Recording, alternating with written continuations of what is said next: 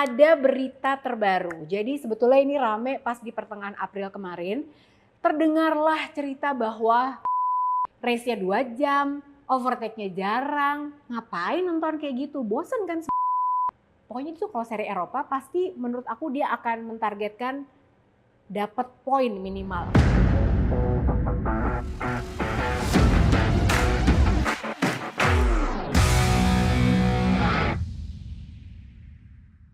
Hai, selamat datang di Pedok Talk bersama aku Lucy Wiryono. Gimana? Lebarannya seru? Hari ini aku yakin sambil nonton Pedok Talk episode terbaru ini kalian tuh lagi kumpul-kumpul keluarga, mungkin lagi libur lebaran juga. Makanya sebetulnya hari ini kita ngomongin yang ringan-ringan aja. Sekaligus sebetulnya aku akan mengajak kalian juga buat ngintip kurang lebih nanti nih upcoming races. Ini kan selanjutnya di Jerez, kira-kira akan seperti apa. Nah tapi hari ini memang ada sesuatu yang berbeda. Kenapa? Ya beda lah. Kan netizen suka berkata, kok motor terus sih? Kok Ducati terus sih? Aku kasih mobil nih, Ferrari. Kenapa ada di sini? Sabar, sabar. Ini tuh ya gara-garanya ada berita terbaru. Jadi sebetulnya ini rame pas di pertengahan April kemarin. Terdengarlah cerita bahwa waktu di Portimao, di MotoGP Portimao kemarin itu, ada pertemuan antara Stefano Domenicali, siapa dia? Dia adalah CEO-nya F1. Ketemu sama Bapak Mbah sih harusnya ya, Carmelo Ezpeleta, yaitu bosnya Dorna. Nah mereka ketemu, mereka ngobrol dan ternyata sempat ada wacana untuk mengadakan joint races, race gabungan antara MotoGP dan juga F1. Kok bisa? Kenapa? Ya nggak tahu ya, mungkin karena sebetulnya masing-masing melihat ada advantage, mungkin MotoGP juga bisa memanfaatkan popularitas F1 yang lagi naik banget. Terus mungkin F1 juga pengen menarik penonton-penontonnya MotoGP yang terkenal amat sangat seru banget gitu kan. Karena MotoGP tuh dibanding sama F1 race-nya juga lebih singkat, terus udah gitu lebih banyak overtake dibandingkan F1. Mungkin. Nah tapi sebetulnya kalau kita ngomongin mungkin terlaksana atau enggak, kita bedah satu-satu dulu ya. Nah sebetulnya kalau kita ngomongin tentang mudah atau tidaknya jelas akan sulit sekali karena tidak semua sirkuitnya MotoGP itu cocok digunakan F1. Sebaliknya juga begitu. Apalagi kalau misalnya kayak yang street circuit gitu, jelas kayaknya MotoGP nggak mungkin karena dari aspek keselamatan, keamanan itu kayaknya udah nggak mungkin.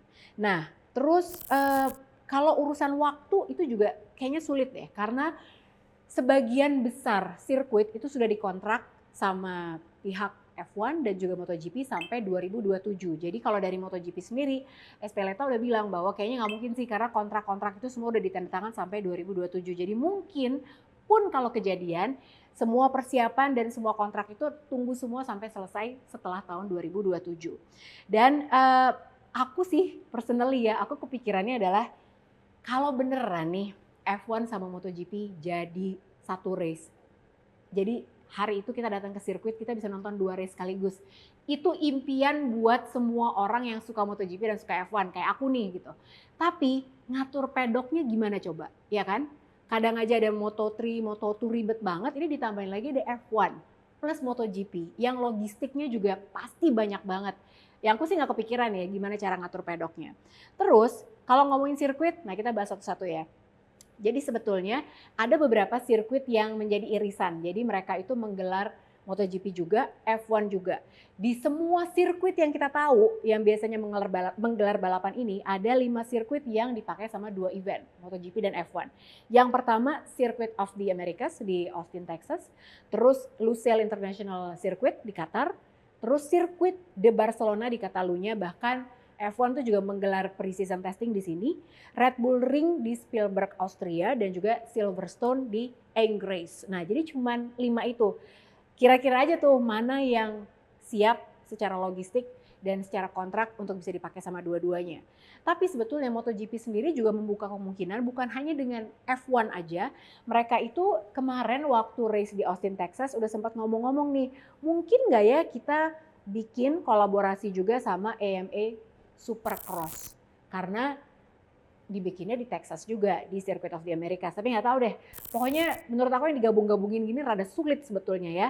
Nah, hal yang harus kita lihat lagi adalah bannya F1 sama bannya MotoGP kan beda nih. Kalau F1 pakainya Pirelli. Terus udah gitu kalau Michelin itu dipakai sama MotoGP. Kadang-kadang sama Moto2 aja itu suka ada friksi lah gitu. Karena wah ini belum ada Moto2 jadi MotoGP-nya nggak ada karet yang nempel di tarmac jadinya susah, nggak ada gripnya segala macam. Nah ini tuh pasti akan beda banget. Bahkan kalau kalian inget sering banget waktu aku siaran di Trans 7 itu aku suka bahas sama Mas Joni kan. Ada beberapa sirkuit yang justru dikeluhkan sama rider MotoGP gara-gara dipakai sebelumnya untuk F1. Jadi yang nanti agak bumpy lah, terus yang tarmacnya juga jadi aneh gripnya gitu. Jadi sebetulnya tidak semudah itu. Meskipun aku mengharap banget beneran kejadian. Nah sekarang aku pengen mengajak kalian untuk ngomongin sesuatu yang beda. Tarik nafas dulu.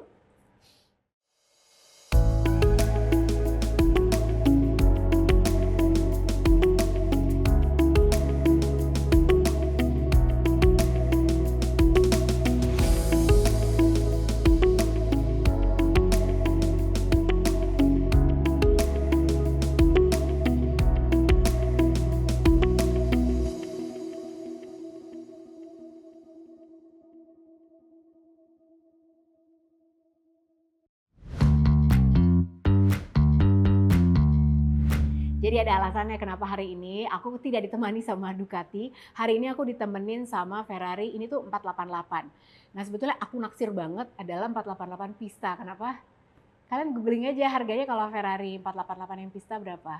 Cakep banget. Dan sebetulnya Ferrari 488 yang pista itu adalah yang dipunyain sama Leclerc. Itu idola aku di F1 gitu. Ini kenapa sih ngomongin F1?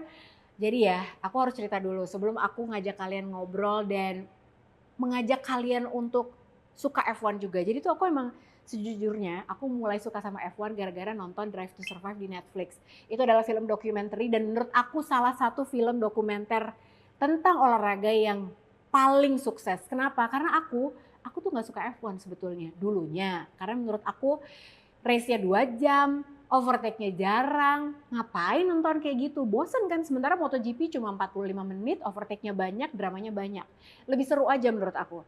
Tapi gara-gara aku nonton dokumenter Drive to Survive di Netflix itu, aku jadi bener-bener, oh ternyata tuh seseru ini. Ternyata kalau di F1 itu mulutnya kayak pada nggak sekolah, suka maki-maki, astaga. Sementara kalau di MotoGP, aku selalu terbiasa mereka itu semua ngomongnya sangat diplomatis, sangat baik, terus udah gitu yang nggak ada lah maki-makian kayak gitu.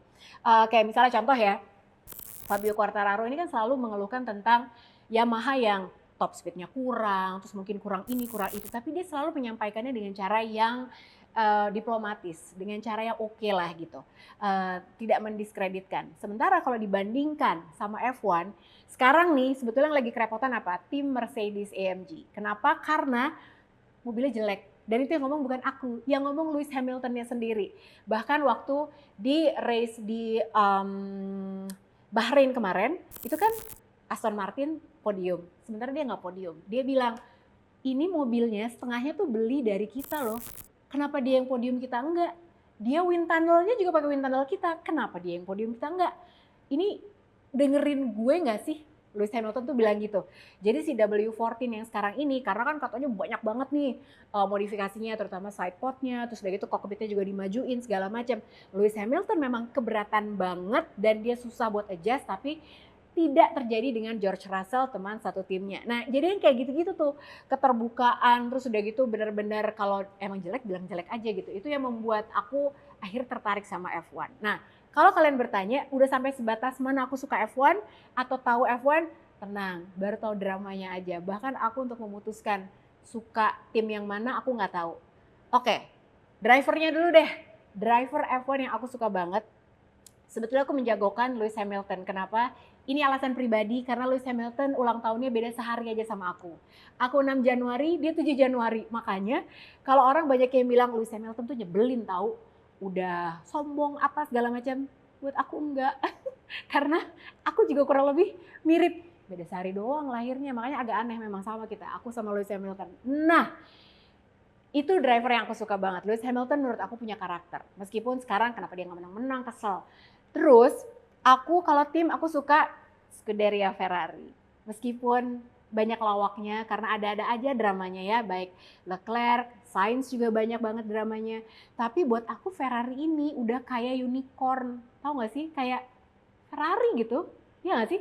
Siapa yang kalau suka mobil terus dengar kata Ferrari nggak yang oh Ferrari? Ya kayak utopian dream aja. Aku kan pengen juga punya Ferrari Pista 488 gitu. Nah terus kalau ditanya lagi aku jagoin siapa? Sebetulnya aku jagoin Verstappen.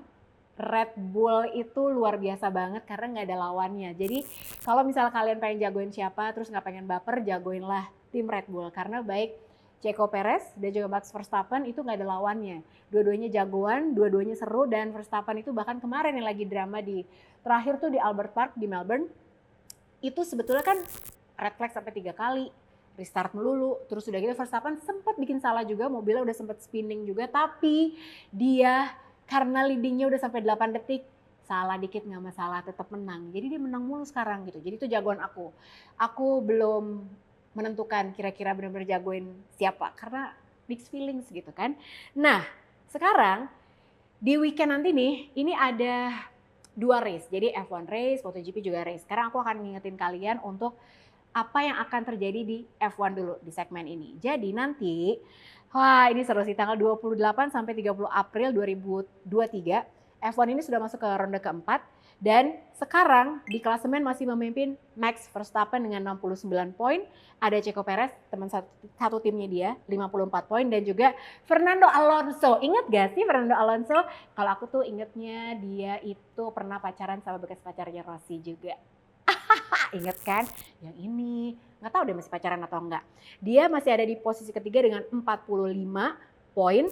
Sementara jagoan aku, Hamilton, dari tim Mercedes dengan 38 poin, dan ini juga jagoan aku juga, Carlos Sainz Ferrari dengan 20 poin. Sementara Leclerc, sayang banget ini Leclerc, masa dia di posisi ke-10 dan poinnya baru 6.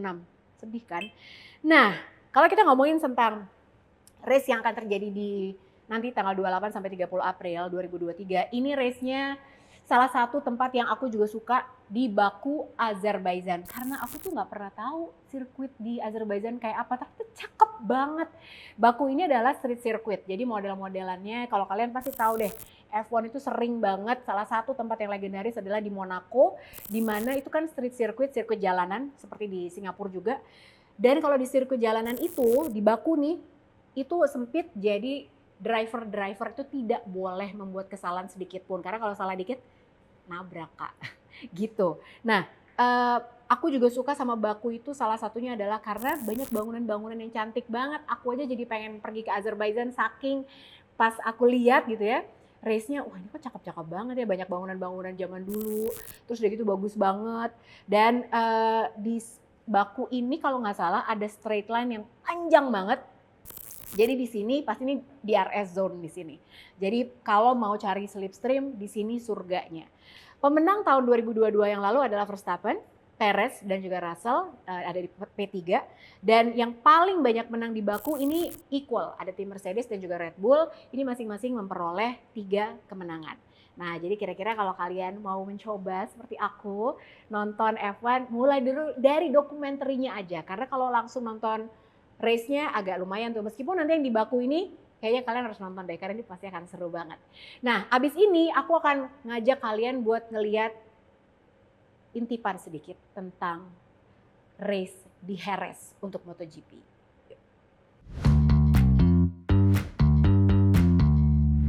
Kalau tadi kita udah ngomongin tentang F1, nah kan aku tadi udah ngomong bahwa di minggu yang sama ada race MotoGP juga, dan ini seru banget. Kita sudah tidak lagi berhadapan pada seri yang bikin kita begadang kakak-kakak. Jadi sekarang kita udah masuk ke seri Eropa, seneng kan? Aku juga sama. Jadi aku bisa mata nggak bekantong gitu Kak. Oke, jadi MotoGP akan berlangsung di sirkuit Jerez di Spanyol.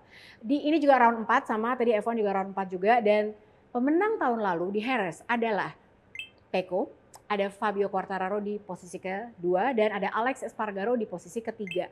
Yang paling banyak menang di Jerez ini adalah Valentino Rossi dengan 7 kali kemenangan. Ada Mick Doohan Tahu Mick Doohan nggak? Udah lama loh. Ada 4 kali kemenangan dari Mick Doohan dan juga ada Dani Pedrosa dengan 3 kali kemenangan. Yang paling banyak pole position di sini adalah Jorge Lorenzo yang lagi sering banget main ke Bali di sini ya. 5 kali pole position, ada Valentino Rossi dengan 5 pole position juga dan ada Fabio Quartararo dengan 4 pole position. Aku share track datanya dulu ya. Track datanya adalah panjangnya sirkuit Jerez ini adalah 4,42 km, lebarnya 11 meter. Ada 5 tikungan ke kiri dan 8 tikungan ke kanan dan longest straight-nya 607 meter. Power bukan segalanya. Nah kenapa misalnya tadi kan kalian udah denger kan, iya ya kok sempit juga, terus udah gitu longest straight-nya juga cuma 600 meteran. Jadi ini memang salah satu sirkuit yang bisa dibilang klasik, sirkuit lama juga, dan ini dibangunnya tahun 1986, lama sekali. Nah tapi memang Jerez ini adalah salah satu tempat yang sering banget dipakai buat testing juga, private testing dan juga macam-macam testing lainnya karena memang dari sisi iklimnya, cuacanya bisa terbilang stabil gitu. Jadi nggak ngerepotin lah gitu, nggak dikit-dikit hujan kayak di Silverstone atau di Lemang gitu kan ngomong-ngomong. Nah terus prediksinya siapa dong? Oke, ini yang paling penting karena kita udah masuk ke seri Eropa. Menurut aku, prediksi aku nih, Fabio Quartararo akan mulai bisa mencetak banyak kemenangan. Kenapa? Pokoknya itu kalau seri Eropa pasti menurut aku dia akan mentargetkan dapat poin minimal. Kalaupun dia nggak bisa menang, dia pasti akan mencetak poin. Podium deh, paling nggak dia akan kejar. Jerez, Assen nanti, terus udah gitu di Lemang, dia pasti juga akan mencari banyak poin di situ. Karena nanti kalau udah masuk ke seri flyaway, bisa jadi Fabio Quartararo akan kerepotan banget nih lagi. Jadi mumpung di Eropa dia akan memaksimalkan yang dia bisa. Prediksi aku nanti yang akan menang di situ nggak jauh-jauh antara Pecco Bagnaia, Marco Bezzecchi, Fabio Quartararo dan Maverick Viñales. Alex Espargaro mungkin, tapi nggak tahu kenapa seperti yang aku bilang, kayaknya di musim ini Maverick Viñales jauh lebih aku unggulkan dibandingkan Alex Espargaro. Dan kalau Alex Rins gimana Mbak trennya? Nah bisa jadi nih, karena sebetulnya kemarin penampilan yang impresif dari Alex Rins di Circuit of the Americas kemarin juga perlu dibuktikan lagi. Kenapa? Karena sebetulnya kota kemarin itu tuh, Circuit of the Americas itu kan low grip. Terus waktu ditanya, biasanya nih Alex Rins itu kan adalah tipe rider yang dia itu smooth. Tapi kemarin beda banget loh riding style-nya si Alex Rins itu. Kata Nakagami nih, dia bilang, Alex Rins itu khusus untuk di kota dia merubah riding style-nya menjadi mirip seperti Moto2. Jadi dia nggak ngelawan motornya sama sekali, dia ikutin aja pokoknya. Jadi agak sedikit dirty lah kayak gitu. Nah untuk di Jerez gimana? Apakah mungkin dia bisa memanfaatkan atau merubah lagi riding style-nya? Kita lihat aja ya. Dan jangan lupa, jadi sambil kita nonton Jerez nanti, kalian juga dong bikin konten, jangan lupa buat like, subscribe juga YouTube aku dan ajak teman-teman yang lain. Tapi tenang, pokoknya kalau kalian posting ngajak teman-teman buat subscribe Pedok Talk, nggak akan rugi. Karena aku akan mengajak kalian buat nonton bareng sama aku, sama teman-teman dari Ducati Indonesia. Kita nonton bareng French GP alias yang race yang akan di Lemang nanti di 14 Mei. Oke? Jadi kalau pengen ikutan gimana Mbak? Gampang, pokoknya nanti ya aku nggak akan cuma milih 1-2 orang, tapi aku akan memilih 5 orang.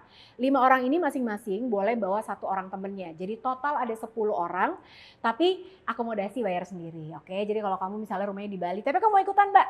Ya kamu bayar sendiri tiket pesawatnya, kamu bayar sendiri hotelnya ya, nggak boleh nginep di rumah aku. Kalau misalnya yang paling gampang sih sebenarnya di Jakarta aja, karena aku nontonnya nanti akan di sini nonton barengnya, oke, di Jakarta. Dan kalian pokoknya tinggal posting aja di Instagram stories kalian. Jangan lupa untuk di-share linknya Pedok Talk, link YouTube-nya. Terus udah gitu kalian ya ajak teman-teman yang lain buat subscribe karena aku masih mengejar juga 100.000 subscriber. Dan pastikan kalian untuk follow @ducati_id dan juga follow juga skincare aku @thehydria dan juga Instagram aku tentunya @lucy.wiryono. Pokoknya silakan dan jangan lupa tag aku di Instagram storiesnya, tag ducati.id juga. Nanti yang beruntung akan langsung aku undang untuk nonton bareng French GP di sini, oke? Sekarang segitu dulu, selamat berkumpul-kumpul lagi sama keluarga. Sekali lagi mohon maaf lahir dan batin. Senang banget hari ini aku bisa menemani kalian berkumpul bersama keluarga. Kita akan ketemu lagi nanti setelah kita review apa yang terjadi di Jerez, oke? Sampai ketemu lagi, bye!